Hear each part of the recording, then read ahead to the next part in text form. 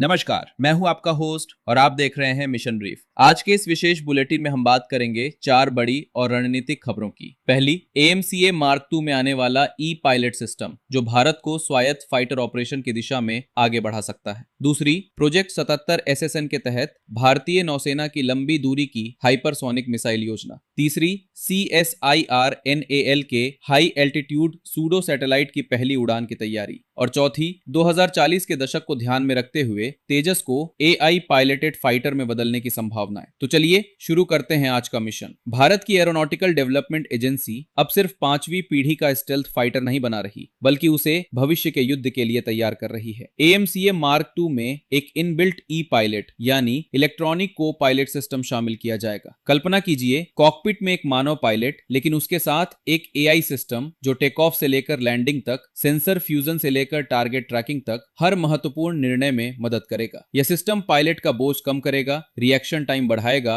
और जटिल मिशनों में सेकंड क्रू की तरह काम करेगा। भविष्य में यही ई पायलट भारत के घातक UCAV घातक के साथ मशीन टू मशीन कम्युनिकेशन के जरिए टीम बनाकर ऑपरेशन कर सकता है। यानी आने वाला समय मैन मशीन टीमिंग का है, जहां फाइटर जेट अकेला नहीं बल्कि ड्रोन के झुंड का कमांडर होगा। अब चलते हैं समुद्र की गहराइयों में। भारतीय नौसेना का प्रोजेक्ट 70 स्वदेशी परमाणु संचालित अटैक सबमरीन बनाने की दिशा में एक बड़ा कदम है। लेकिन अब फोकस सिर्फ पनडुब्बी बनाने पर नहीं, बल्कि उसे लंबी दूरी की हाइपरसोनिक SLCM से लैस करने पर है। जहां मौजूदा ब्रह्मोस ER और ITCM लगभग 800 किलोमीटर की मारक क्षमता देते हैं, वहीं भविष्य की योजना 1500 से 2500 किलोमीटर तक की हाइपरसोनिक स्ट्राइक क्षमता विकसित करने की है। इसका मतलब क्या है? भारत की पनडुब्बियां सुरक्षित दूरी से ही रणनीतिक लक्ष्यों को निशाना बना सकेंगी, बिना दुश्मन के तट के करीब आए। हाइपरसोनिक गति, कम ऊंचाई और मैन्यूवरेबिलिटी, इंटरसेप्शन लगभग असंभव। यह हिंद प्रशांत क्षेत्र में भारत की समुद्री शक्ति को नई ऊंचाई दे सकता है। अब बात करते हैं आसमान की उस ऊंचाई की जहां विमान और उपग्रह के बीच की दुनिया बसती है। CSIR-NAL का हाई एल्टीट्यूड सूडो सैटेलाइट यानी